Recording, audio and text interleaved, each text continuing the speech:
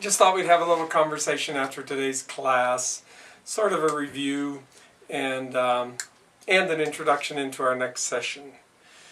So I hope from today's class that all of us, including me, realize the intimate connection between our lesson planning and trying to meet all of those criteria on the checklist and what we learned in 50-20 and 50-10 about who we are, who our students are, and how we set up that community. The video with Brenna, the teacher from the high school who was struggling, clearly highlights that point, that you can have the best lesson plan ever, but if you don't have that relationship with students, it's likely not to succeed. I want to talk to you a little bit about UDL also. So I'm here on my computer, and the website, the URL I would like you to get to is udlcenter.org. udlcenter.org. When you go on that page, I'd like you to select what is UDL, and you will see the definition, but if you scroll down, it says Universal Design for Learning, Recognition Networks, Strategic Networks, and Affective Networks.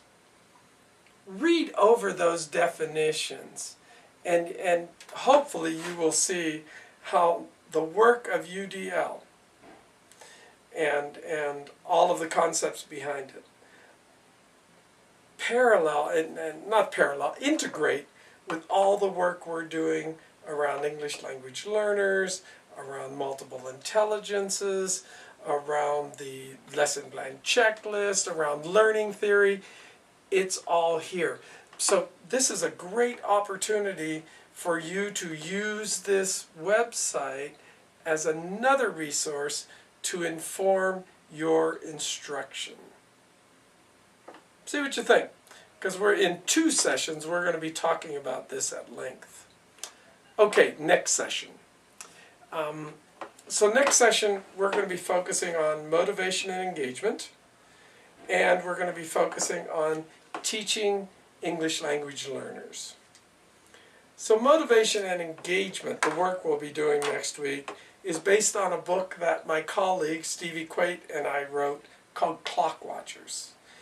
In Clock Watchers, after the research we did on motivation and engagement, we broke down the categories that motivate and engage students into what we call the 6 C's. Let me see if I can say all of them. The 6 C's include the caring classroom. They include collaboration. They include choice. They include challenge. I don't know, I should have started in a different way. Okay? They include how you celebrate students' work. That celebration, done the right way, is critical, similar to what you saw with Brenna. And then the final one is checking in and checking out, which is that whole assessment piece we've been talking about, formative and summative. So those are the 6 C's that the research tells us, if all of them are enacted in a unit of learning, create an environment within which students are most likely to succeed. So there's an introduction to that for next week. And then Dr. Uribe will take those 2 sessions on English language learners and share with you a PowerPoint and her ideas about enacting these within your lesson plans. So hopefully all of this is going to have great meaning to you, and will certainly help you as you begin to organize these lesson plans and as you begin to think about instruction and pedagogy that is effective, meaningful, and engaging for your students.